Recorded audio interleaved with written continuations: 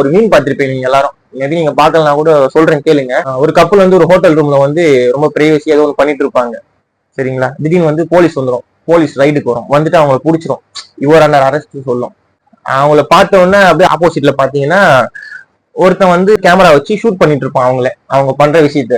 So உடனே police சொல்லும், ஓ நீங்க மூவி ஷூட் பண்ணிட்டு இருக்கீங்களா, இட்ஸ் இல்லீகல் அப்படின்னு சொல்லிட்டு போயிடும்.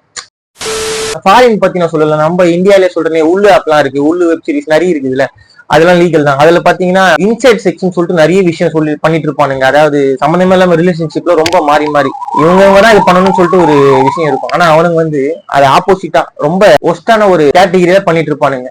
ரிலேஷன்ஷிப்பே வந்து குழப்பி போட்டிருப்பானுங்க. அதெல்லாம் பாக்குறப்ப என்ன தோணும் பசங்களுக்கு, ஆட்டோமேட்டிக்கா வந்து மைண்ட் சேஞ்ச் ஆகும். நீங்க யோசிச்சு பாருங்க, இந்த பான் வெப்சைட் எல்லாம் பிளாக் பண்ணிட்டுன்னு சொல்றாங்க. ஆனா ஸ்டில் இப்போ வரைக்கும் அவனும் பான் பார்க்காம இருக்கானுங்க.